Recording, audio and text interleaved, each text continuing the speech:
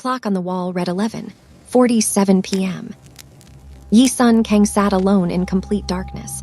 The only light in the penthouse came from the Manhattan skyline glowing through the floor-to-ceiling windows behind him. 60 floors below, New York City buzzed with life. Yellow taxis crawled through streets. Couples walked hand in hand toward late-night restaurants. College students stumbled out of bars in the meatpacking district. But up here, in this $15 million penthouse, everything was silent. Yi-sun sat on a black leather couch with his legs spread wide and his elbows resting on his knees. A cigarette burned between his fingers.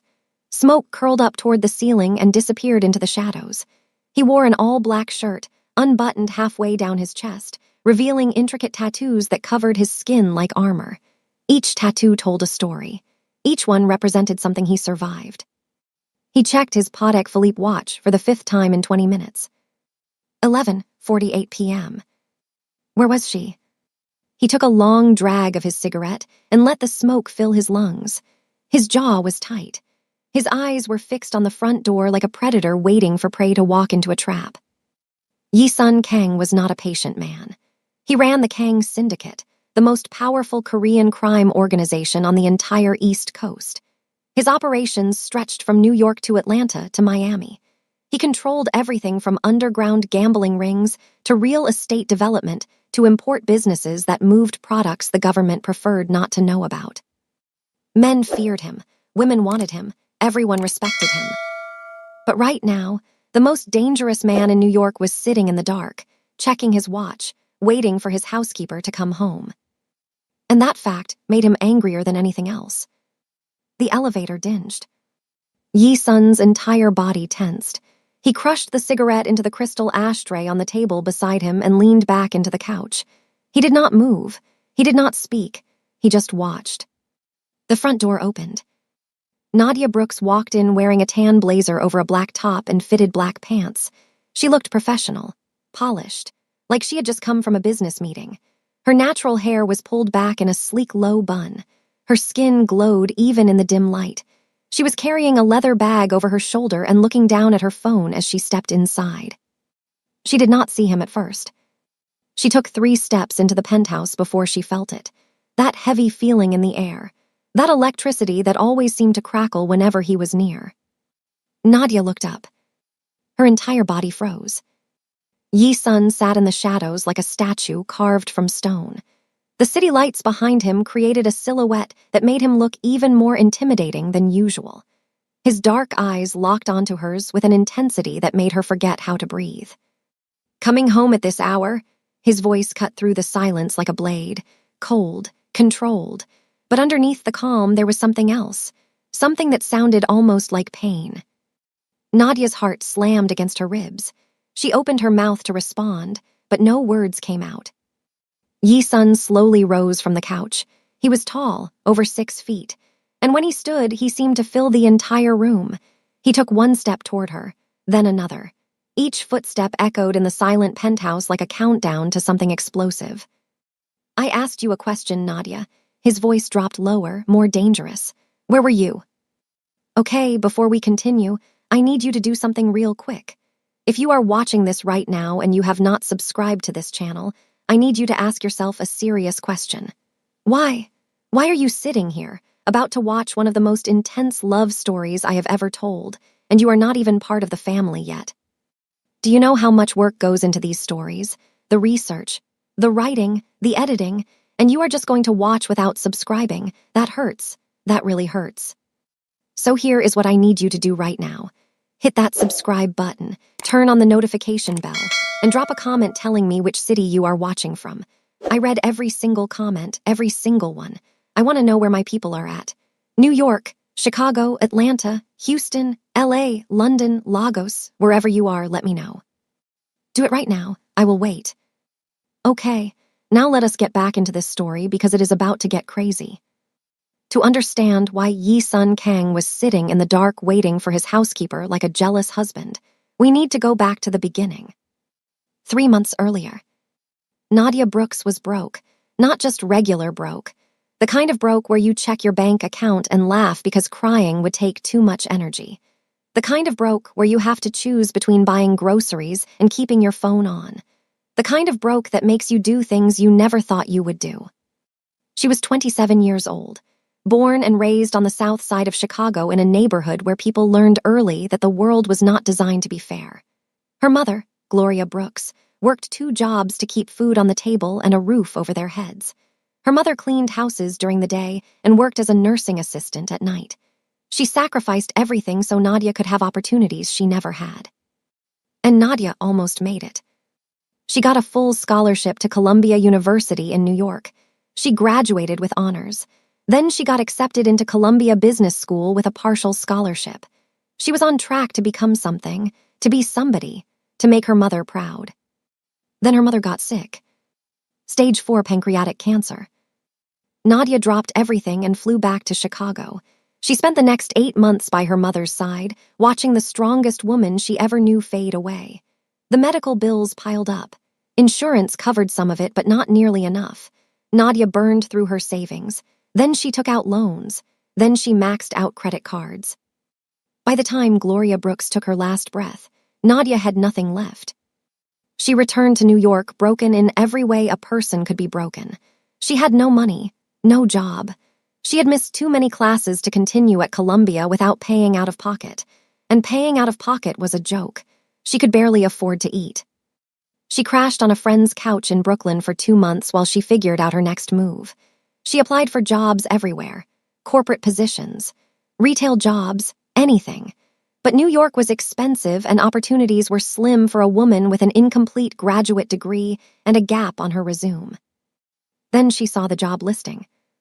Seeking live-in housekeeper for private residence in Manhattan, $15,000 per month, room and board included, discretion required, no social media posts about employer, no visitors, no questions about employer's business, serious inquiries only.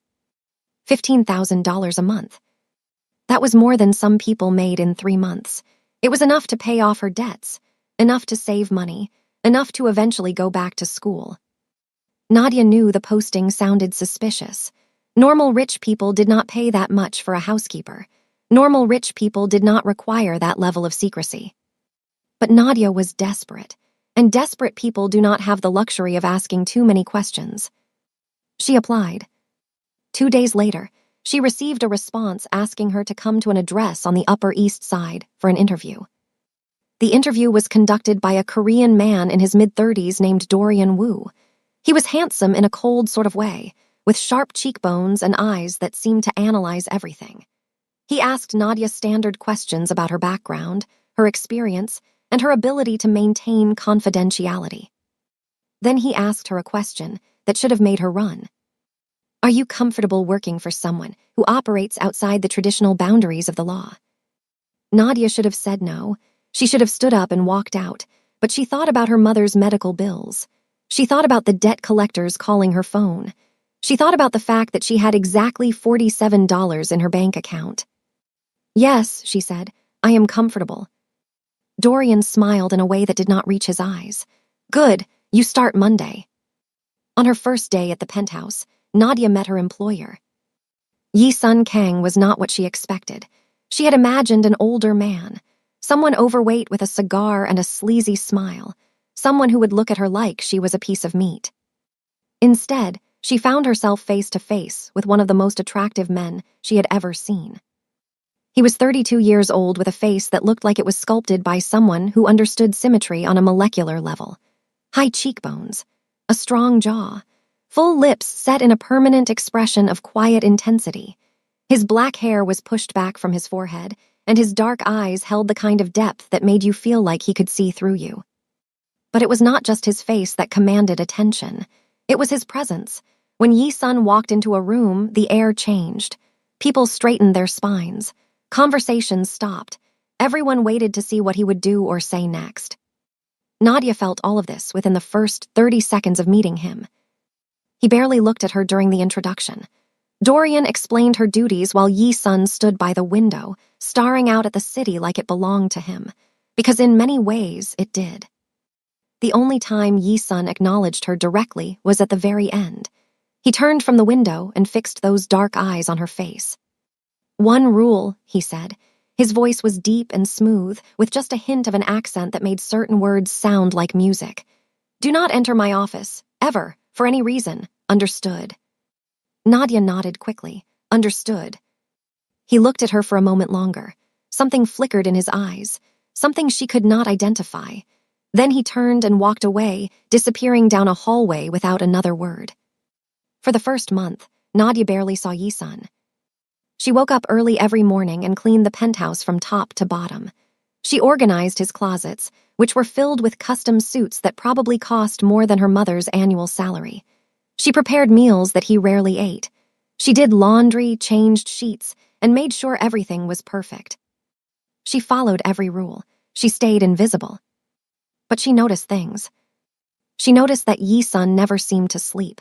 She would wake up at 3 a.m. to get water, and she would see the light on in his office. She noticed that he had very few visitors. Dorian came by frequently, along with a rotation of serious-looking men who never smiled. She noticed that he kept a gun in a drawer beside his bed, and another in the kitchen, and another by the front door. She noticed the scars on his body, thin white lines on his arms, a jagged mark on his side that looked like it came from a knife, and the tattoos on his chest that seemed to cover something he did not want the world to see. Most importantly, she noticed how he started looking at her. It began in the second month, small things at first. He started coming home earlier on nights when she was cooking. He would sit at the kitchen island and watch her move around the space. He never said much, just watched, like she was a puzzle he was trying to solve. Then the gifts started appearing. A designer bag on her bed, a jewelry box containing diamond earrings, a brand new MacBook with a note that said, "For your studies." He knew she had dropped out of school. He knew everything about her. Of course he did. Nadia returned every single gift. She would leave them outside his office door with a polite note thanking him but declining. She did not want to owe him anything. She did not want to blur the lines of their professional relationship. This seemed to frustrate Yisun in a way she did not understand.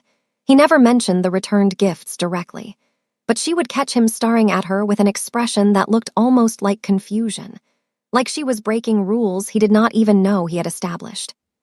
By the third month, Nadia knew she was in trouble. Because somewhere along the way, she had stopped seeing him as her dangerous employer. She had started seeing him as a man. A lonely, broken, complicated man who sat in the dark waiting for her to come home. And that was the night everything changed. Back in the present moment, Nadia stood frozen by the front door as Yisun approached her. Each step he took seemed to make the massive penthouse feel smaller. The city lights at his back created an outline around his body that made him look like something out of a dark fairy tale. She found her voice somewhere in the chaos of her racing heart. "Where I go on my personal time is none of your business." Her voice was steady even though her hands were shaking. "I work for you. I am not your prisoner." Yisun stopped walking. He was close enough now that she could smell his cologne. Expensive, dark, intoxicating. He tilted his head slightly, and a smile that held no warmth crossed his lips. "Do you think I do not know you have been leaving this penthouse every Wednesday and Friday night for the past month?" He asked the question calmly, like he was discussing the weather. "Do you think I do not have people watching you?" Nadia felt the blood drain from her face. "You have been following me. I have been protecting you. By spying on me." Yisun's jaw tightened. "By making sure no one hurts what belongs to me." The words hung in the air between them. What belongs to me? Nadia should have been offended. She should have reminded him that she was a human being, not property. She should have told him that he had no right to claim ownership over her. But there was something in his voice when he said it, something raw and vulnerable underneath all that danger, something that made her heart do things it had no business doing. "I do not belong to you," she said quietly. Yisun stepped closer, so close that if she leaned forward, their lips would touch. "Then, why do you make me feel like I would burn the world down if anyone ever took you away from me?" Nadia could not breathe. She could not think. She could only stare into those dark eyes and see her own reflection staring back. "You are jealous," she whispered. "You are sitting in the dark, waiting for me like a jealous husband, because you think I have been seeing another man." Yisun did not deny it. His silence was confirmation enough. Nadia should not have felt the warmth that spread through her chest at this revelation. She should not have felt anything except concern that her employer was clearly unstable. But she had spent 3 months watching this man, 3 months learning his patterns, 3 months wondering what was going on behind those impenetrable eyes. And now she knew. He wanted her. He cared about her, maybe more than even he understood. "I have been going to school," she said softly. Yi-sun's eyebrows drew together. "What?" Nadia reached into her bag and pulled out a textbook, Principles of Financial Management. She held it up so he could see the cover. "There is a community college in Queens that offers night classes. I have been taking courses to finish my business degree. That is where I go on Wednesday and Friday nights. To class." She watched the emotions play across his face. Confusion first, then understanding, then something that looked like relief, then shame. "You thought I was seeing someone else," Nadia continued. "You have been sitting here for God knows how long, smoking cigarettes and driving yourself crazy imagining me with another man. And I was in Queens learning about stock valuations." Yi-sun stepped back. For the first time since she met him, he looked uncertain, off balance, human. "Why did you not tell me?" His voice was rough. "I would have paid for you to return to Colombia. I would have given you anything you needed." Nadia shook her head. "That is exactly why I did not tell you. I do not want your charity. I do not want to owe you anything more than I already do." "You owe me nothing. I live in your home. I eat your food. I wear clothes bought with your money. I owe you everything." Yi-sun's expression darkened. "Those are not debts. Those are things I give you because I want to." "But why?" Nadia's voice cracked. "Why do you care so much? I am just your housekeeper." He moved faster than she expected. One moment there was space between them. The next, he had her pressed against the door with his hand flat on the surface beside her head. His body was inches from hers. His breath was warm on her face. "You stopped being just anything to me a long time ago," he said. "You made me feel something I swore I would never feel again. You made me weak, Nadia, and I do not know whether to thank you or hate you for it." Before she could respond, his phone rang. The sound was jarring, like an alarm pulling them both out of a dream. Yi-sun's jaw clenched. He reached into his pocket and looked at the screen. She saw the name flash, Dorian. He answered with a sharp, "What?"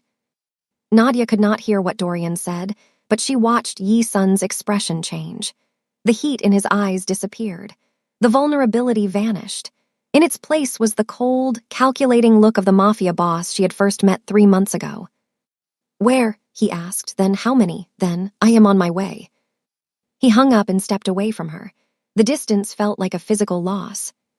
"There has been an attack on one of our warehouses in Brooklyn," he said. His voice was all business now. "I have to go." Nadia nodded. She did not ask questions. She knew better by now. Yi-sun walked toward the door, then stopped. He turned back to look at her one more time. His eyes swept over her face like he was memorizing every detail. "This conversation is not over," he said. "When I get back, we are going to finish what we started here." Then he was gone. Nadia slid down the door until she was sitting on the floor. Her legs would not hold her anymore.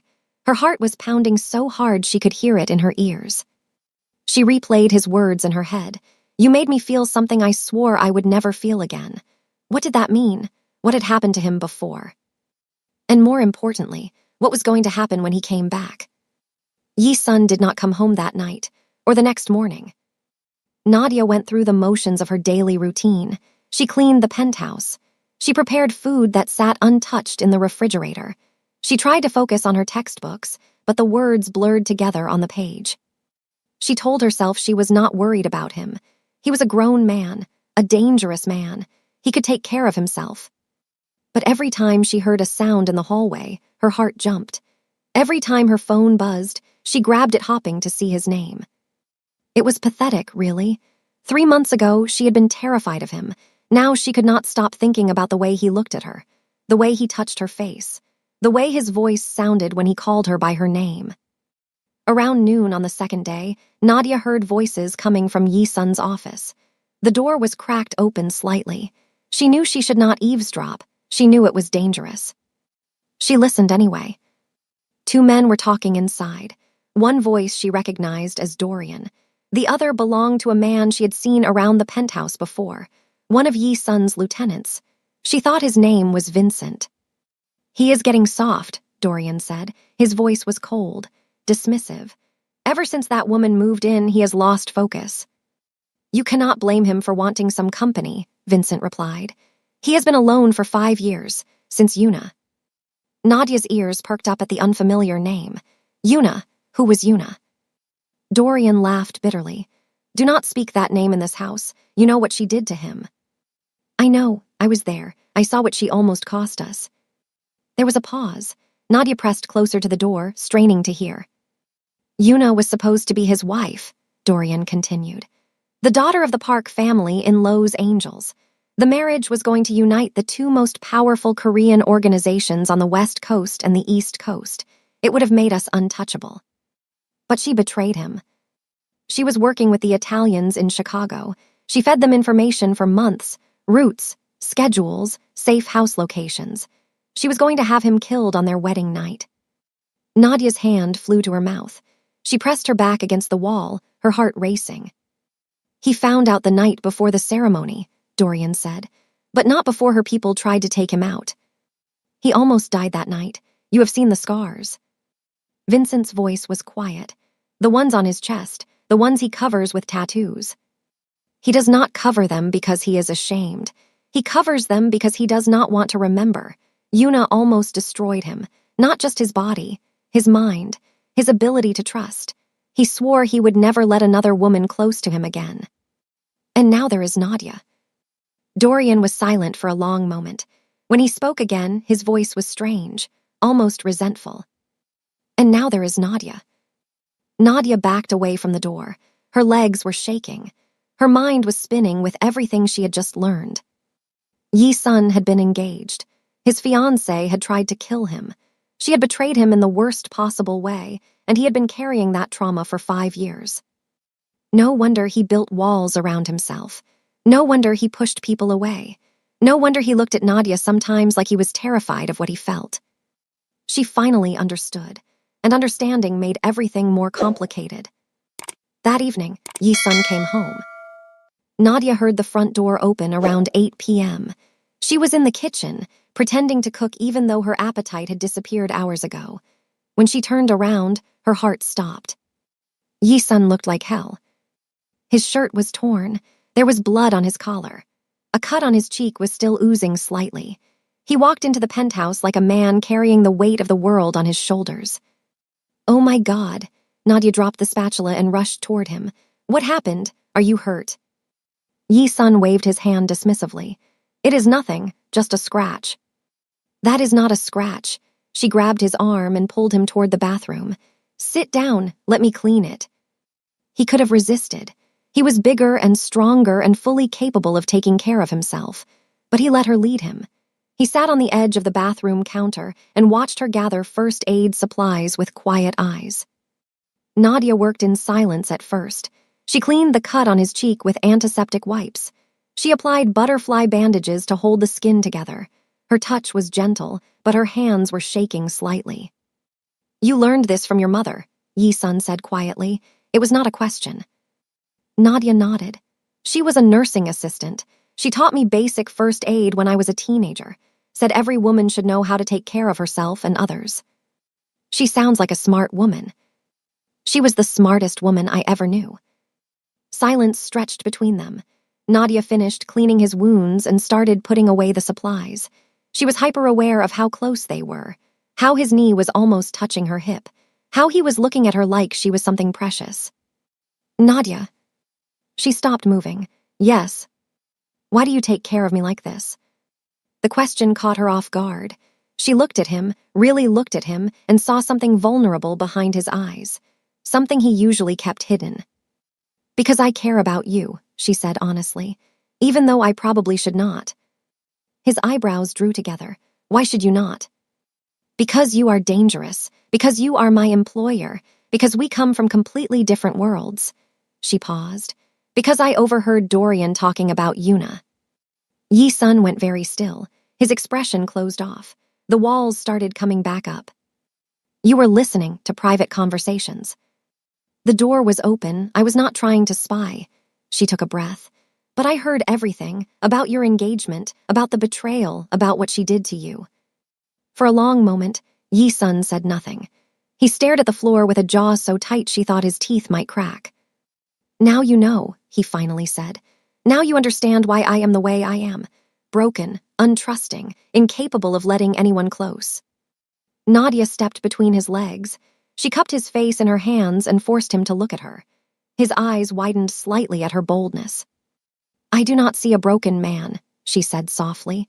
I see a man who was hurt, a man who has been protecting himself for 5 years, a man who deserves to be loved properly. Something shifted in Yi-sun's expression. The walls crumbled, just a little bit. He reached up and covered her hands with his own. You should be afraid of me, he whispered. Everyone else is.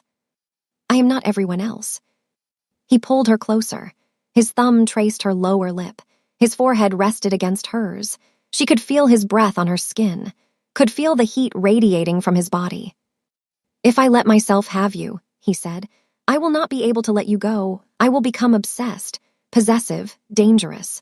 I will destroy anyone who tries to take you from me. Nadia should have been scared. Any sane woman would have been. Instead, she closed the distance between them. The kiss was unlike anything she had ever experienced. It was soft at first, questioning, like he was asking permission. But when she opened her mouth to him, something inside him broke free. He pulled her onto his lap and kissed her like a drowning man gasping for air. His hands tangled in her hair, his body pressed against hers with desperate urgency. For a few perfect minutes, nothing existed except the two of them. Then his phone rang. Yi-sun pulled back with a growl of frustration. He looked at the screen, and his expression changed immediately. Cold focus replaced the heat in his eyes. What? He answered sharply. Nadia could not hear the other end of the conversation, but she watched his face go pale, watched his jaw clench, watched something dark and terrible flash in his eyes. Are you certain? He asked. Then do not let anyone leave. I want answers. He hung up and looked at Nadia. The softness was gone. In its place was the calculating gaze of the Mafia boss who controlled half the East Coast. There is a traitor in my organization, he said. Someone has been leaking information to our enemies. Nadia felt ice form in her stomach. Do they know who? Yi-sun's expression was unreadable. They think they do. Who? He stared at her for a long moment. Something painful flickered in his eyes. You. The word hung in the air between them like a blade. You. Nadia stepped back, her hands were shaking. What? Yi-sun's face was a mask, completely unreadable. Dorian found evidence. Encrypted messages traced to a phone in your room, money transfers to an account linked to your name. It all points to you. That is impossible. Nadia's voice was rising. I have never sent any encrypted messages. I do not even know how to do that. And what account? I barely have enough money to buy groceries. Yi-sun said nothing. He just watched her with those dark, calculating eyes. You cannot possibly believe this. Nadia felt tears burning behind her eyes. After everything we just shared, after what just happened between us, you think I am capable of betraying you. Still, he said nothing. The silence was worse than any accusation. It was confirmation of everything she feared. He did not trust her. He could not trust her.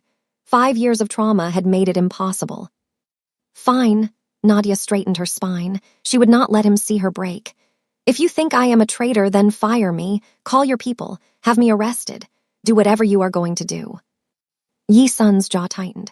I did not say I believed it. You did not say you did not believe it either. The evidence is compelling. Evidence can be fabricated. Nadia took a step toward him. Someone is setting me up, someone who has access to this penthouse, someone who knows how to plant messages and create fake accounts, someone who wants you to push me away. Yi-sun's eyes narrowed. She could see him processing her words, see him considering the possibility that she was right. Why would anyone do that? He asked slowly. Because they know you care about me. Nadia's voice was fierce now. Because they see me as a threat.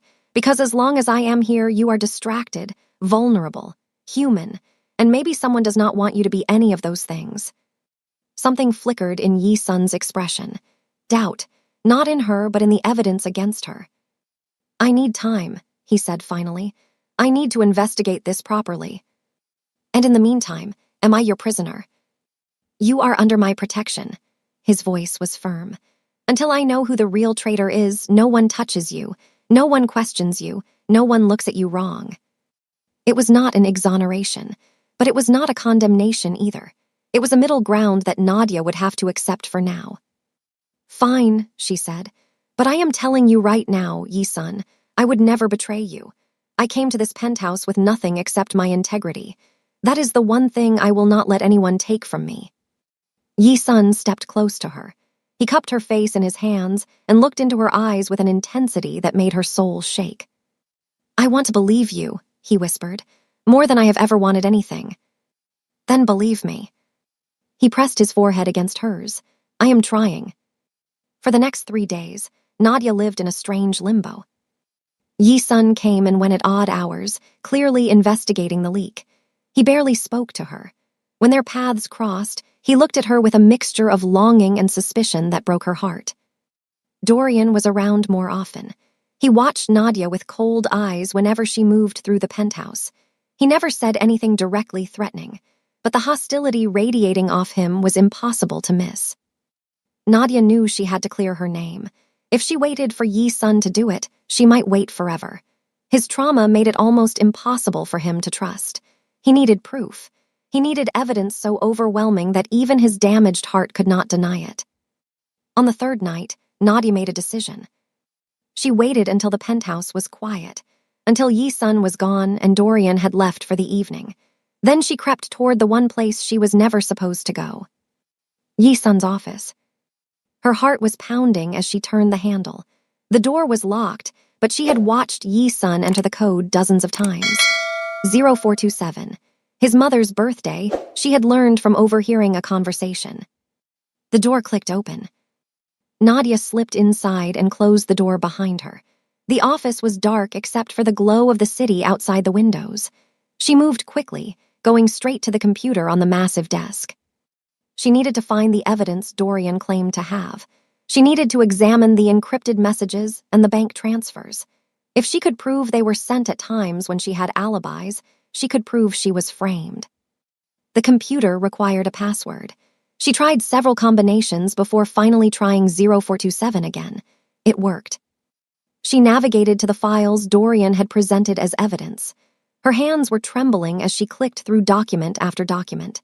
Financial records, communication logs, transaction histories. Then she found it. The encrypted messages that supposedly came from her phone were time-stamped. She looked at the dates and times carefully. Wednesday at 7:32 p.m., Friday at 8:15 p.m., Wednesday at 6:45 p.m. Nadia almost laughed out loud. Those were exactly the times she was sitting in class in Queens. She had attendance records. She had signed rosters from the professor. She had time-stamped assignments submitted through the college's online portal. She was not the traitor. She could not possibly be. The evidence proved it. But before she could celebrate, the office door swung open. Nadia spun around, her heart in her throat. Dorian stood in the doorway. His face was calm, but his eyes were cold, and in his right hand he held a gun. "I warned Yi-sun that you were clever," Dorian said softly. "I told him you would try something like this." Nadia's blood ran cold. "It is you. You are the traitor." Dorian smiled. It was an ugly expression that did not reach his eyes. "Smart girl, too smart for your own good." Dorian stepped into the office and closed the door behind him. The click of the lock sounded like a death sentence. "How long have you been selling information?" Nadia asked. Her voice was steadier than she felt. 3 years. Dorian circled around the desk slowly, keeping the gun trained on her. "The Morty family in Philadelphia approached me after Yi-sun rejected their alliance proposal. They offered me money, power, a seat at their table when they finally take over the East Coast. Yi-sun trusted you. He thought of you as a brother." Dorian laughed bitterly. "A brother? I have worked for the Kang family for 15 years. I was supposed to take over when Yi-sun's father retired. But then the old man died and his precious son inherited everything. I was pushed aside, made into an errand boy, a second-in-command who would never command anything. Nadia's mind was racing. She needed to keep him talking, needed to find a way out of this. So you decided to destroy everything he built. I decided to take what I deserve. Dorian's eyes were wild now. And you almost ruined it. You made him soft, distracted. He started questioning my decisions, started looking at me differently, because of you. That is not my fault. No, but you are very useful. He grabbed her arm roughly. Yi-sun cares about you. God knows why, but he does. That makes you leverage. Nadia tried to pull away, but his grip was iron. He will kill you for this. He will have to find me first. Dorian started dragging her toward the door. By the time he realizes what happened, you and I will be in Philadelphia, and the Morty family will have everything they need to destroy the Kang syndicate from the inside. Panic surged through Nadia's body. She could not let him take her. She could not let him use her as a weapon against Yi-sun.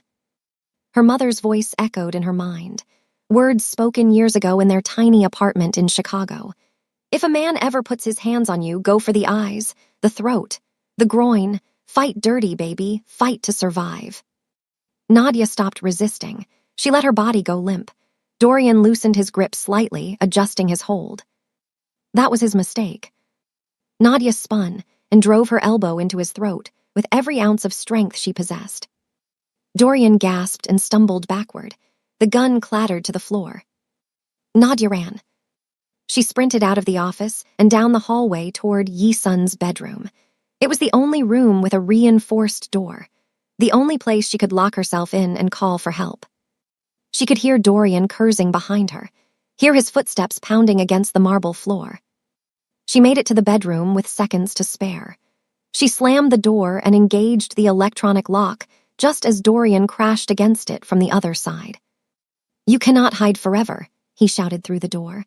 Open this door or I will shoot through it. Nadia ignored him. She grabbed Yi-sun's encrypted phone from the nightstand and typed a message with shaking fingers. Dorian is the traitor. He has a gun. Help. She sent the message and prayed. Yi-sun was in a warehouse in the Bronx when his phone buzzed. He was meeting with his lieutenants, discussing strategy for dealing with the Philadelphia threat. He glanced at the screen, a message from his personal phone, the one he left at home.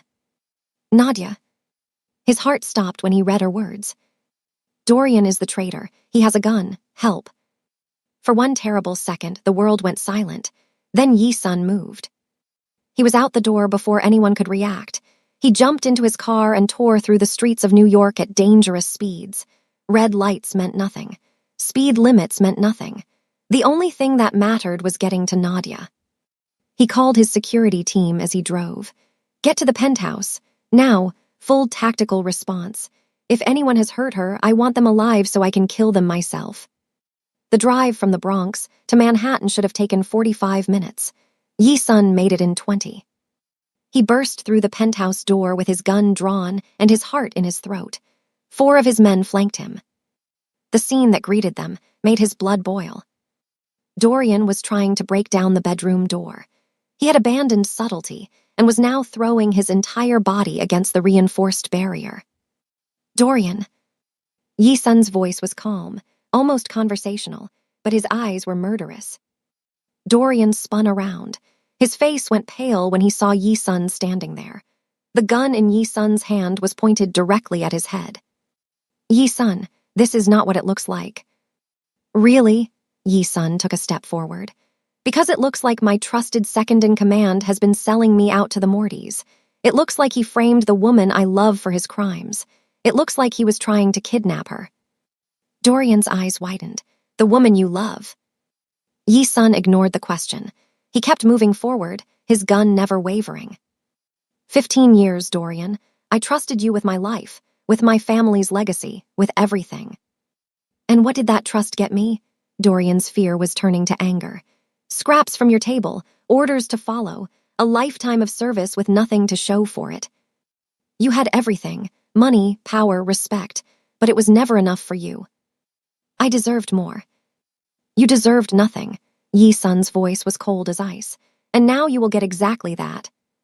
He nodded to his men. They moved forward and grabbed Dorian, disarming him and forcing him to his knees. Dorian looked up at Yi-sun with hatred in his eyes. She has made you weak. The old Yi-sun would have killed me already. The old Yi-sun was dead inside. Yi-sun holstered his gun. Nadia brought me back to life, and for that, I will protect her until my last breath. He turned away from Dorian and walked to the bedroom door. He entered the code and opened it slowly. Nadia was standing in the middle of the room, tears streaming down her face. When she saw him, she ran. She threw herself into his arms and he caught her. He held her so tightly he was afraid he might break her, but she held him back just as fiercely. "I am sorry," he whispered into her hair. "I am so sorry I doubted you, even for a second." "Just hold me," she said. "Please just hold me." And he did. The next morning, Nadia woke up in Yi-sun's bed. Sunlight streamed through the floor-to-ceiling windows, painting everything in shades of gold. She was alone, but the pillow next to her was still warm. The sheets still smelled like him. She found him in the kitchen, making breakfast. Actually making breakfast. The most dangerous man in New York was standing at the stove, cooking eggs and bacon like a normal person. He turned when he heard her footsteps. His eyes swept over her face like he was checking to make sure she was real, like he was afraid she might disappear. "How do you feel?" he asked. "Safe." She walked over to him and wrapped her arms around his waist from behind. "For the first time in a long time, I feel safe." They ate breakfast together in comfortable silence. Afterward, Yi-sun led her to the couch where this had all begun. They sat facing each other, knees touching. "I need to tell you everything," he said. "About my past, about Yuna, about why I am so damaged." Nadia took his hand. "Only if you want to." He told her everything. The arranged marriage, the betrayal, the assassination attempt on the night before his wedding, the scars on his chest that reminded him every day of how foolish it was to trust. "For 5 years, I told myself I would never love again," he said. "I built walls so high that no one could climb them. I convinced myself that I was better off alone." "What changed?" "You," he reached up and touched her face. "You walked into my life with your second-hand textbooks and your stubborn pride. You refused my gifts. You challenged my authority. You looked at me like I was a person instead of a monster." "You are not a monster, Yi-sun. I have done monstrous things." "That does not define you." Nadia leaned closer. "What defines you is who you choose to be, and you have been choosing to be better ever since I met you." Yi-sun was quiet for a long moment. Then he spoke words that changed everything. "Stay with me, not as my housekeeper, as my partner, as the woman I want to build a future with." Nadia's breath caught. "You barely know me." "I know everything about you." His eyes were intense. "I know you take your coffee with 2 sugars. I know you sing under your breath when you think no one is listening. I know you cry when you look at pictures of your mother. I know you are the strongest person I have ever met." "I am not strong. I am just surviving." "That is the same thing." He took both her hands in his. "Let me take care of you, not because you need saving, because you deserve someone who will fight for you the way you fight for yourself." Nadia felt tears burning behind her eyes. "I do not know what to say." "Say yes." She looked at this man who had terrified her 3 months ago. This dangerous, damaged, beautiful man who looked at her like she was his entire world. "Yes." Yi-sun kissed her. It was soft and sweet and full of promise. When he pulled back, his eyes were shining. "I am going to pay for you to finish your degree at Columbia," he said. "And before you argue, this is not charity. This is an investment." "An investment." "In our future." He smiled, and it transformed his entire face, made him look younger, lighter. "I want to watch you graduate. I want to see you become everything you are meant to be." Nadia laughed through her tears. "You are very bossy for someone asking me to be his partner." "I am a Mafia boss. It comes with the territory." 2 weeks of peace. That was all they got before the storm came. Yi-sun's retaliation against Dorian sent shockwaves through the criminal underworld.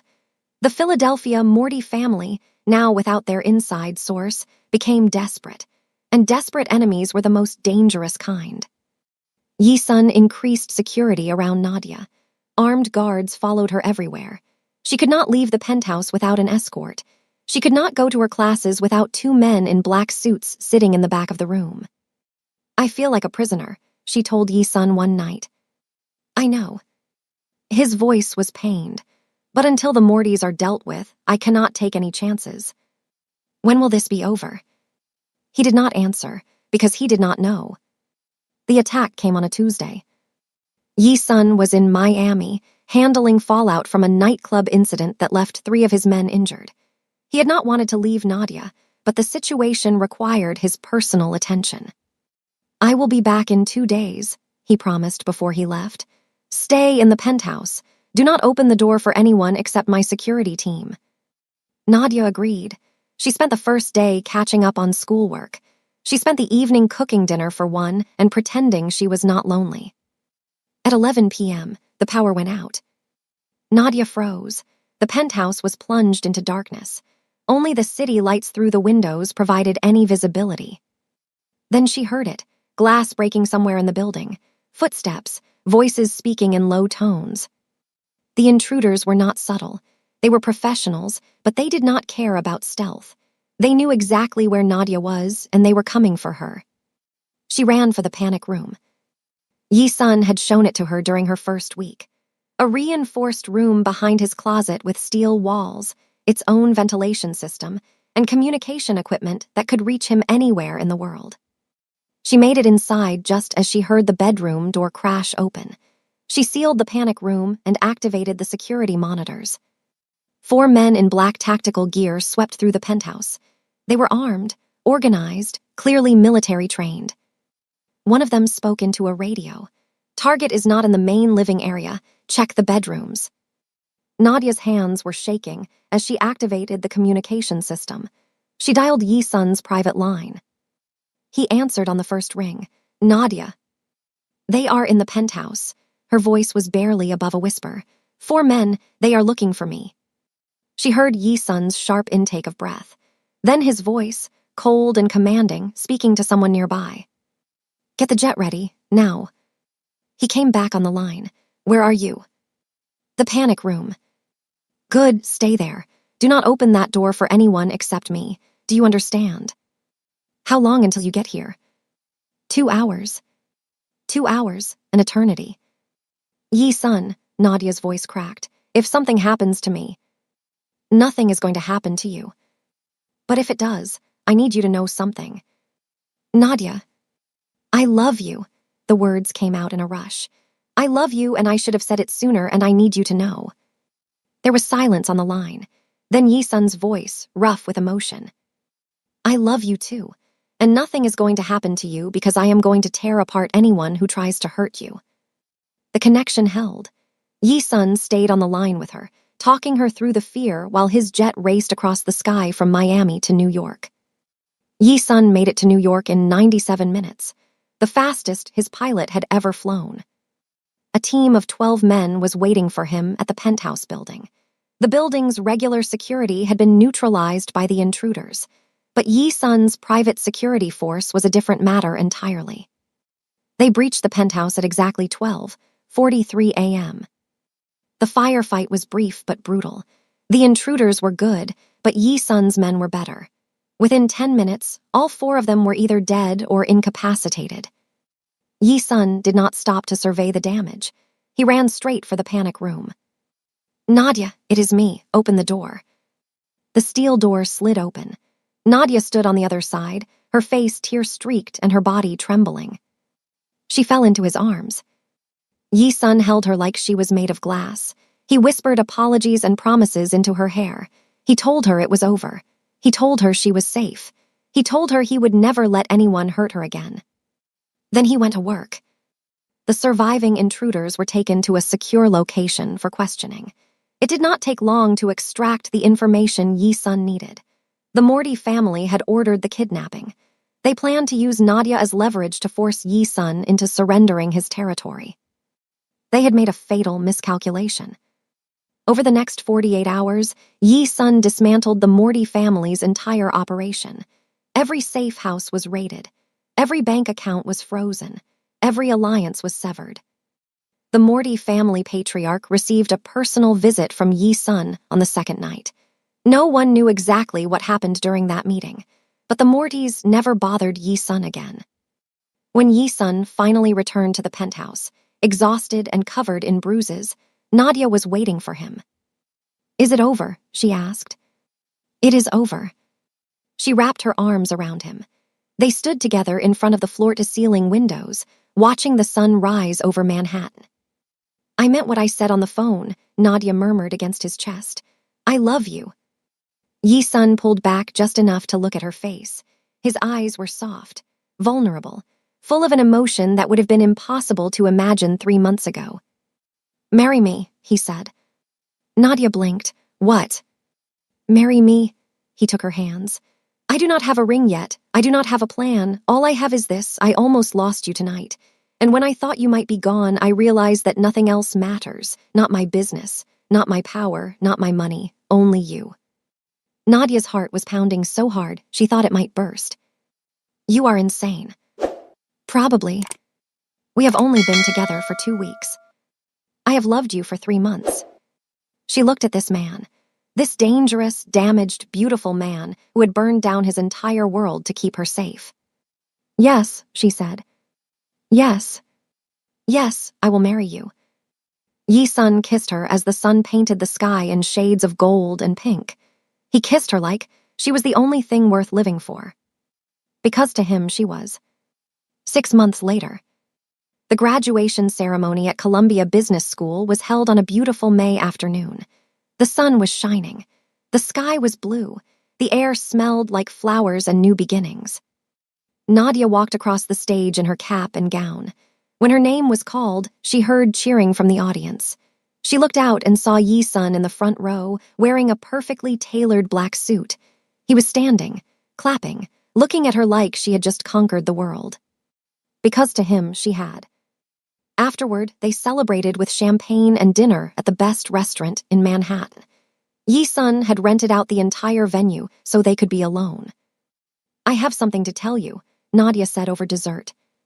Yi-sun's expression grew concerned. "Is everything okay?" She smiled. "Everything is perfect. I got a job offer today." "Already?"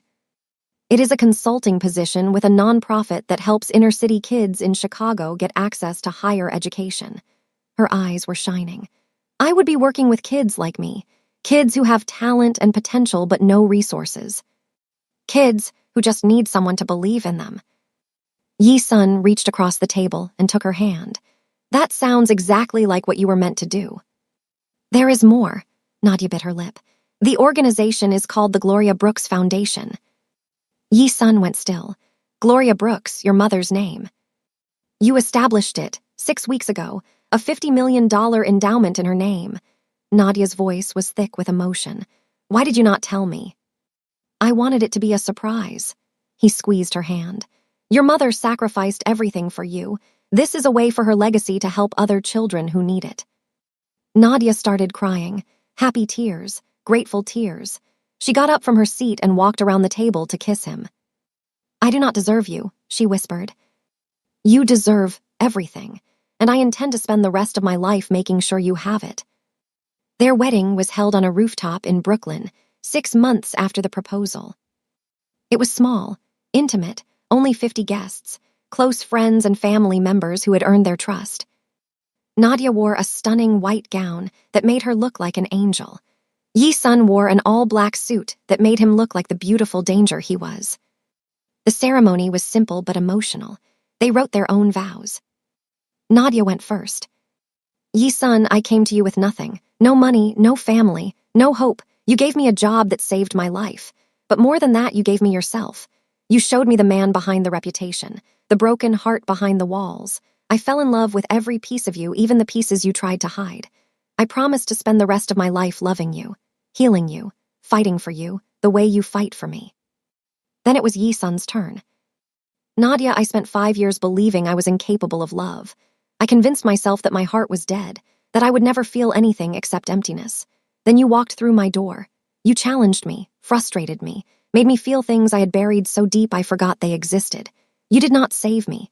You reminded me that I was worth saving. I promised to protect you, provide for you, love you with everything I have, until my last breath and beyond." When they kissed, the sun was setting over the Manhattan skyline. The same skyline they had stared at together so many times before. I love you, Nadia whispered against his lips. I love you more, Yi-sun whispered back. Impossible. He smiled, that rare, genuine smile that she had worked so hard to earn. We will spend the rest of our lives figuring out who loves who more. I can live with that. The reception was filled with laughter and dancing and champagne toasts. Nadia danced with Yi-sun's men, who looked deeply uncomfortable in their suits but refused to say no to the bride. Yi-sun watched her with eyes full of wonder. At the end of the night, they stood alone on the rooftop. Everyone else had gone home. The city sparkled beneath them like a million tiny stars. 1 year ago, you sat in the dark waiting for me to come home, Nadia said softly. You were so angry, so jealous. I thought you were going to fire me. I almost kissed you that night, Yi-sun admitted. I wanted to so badly it hurt. What stopped you? Fear. I was terrified of what you made me feel. He pulled her closer. I am not afraid anymore. What changed? He pressed his forehead against hers. You taught me that love is worth the risk, that trusting someone does not make you weak, it makes you brave. Nadia wrapped her arms around his neck. You made me brave too. I was so lost when I came to you, so broken. You helped me find my way back to myself. We saved each other, Yi-sun said. We saved each other, Nadia agreed. They kissed under the stars, while the city that had brought them together sparkled endlessly below. The girl from Chicago with nothing. The Korean Mafia boss who thought he had everything. They found what they were really looking for in each other. Love. Trust. Redemption. Forever. Thank you for watching to the end. Please remember to click the subscribe button and make sure you like this video, and tell me in the comments where you're watching from. Thank you.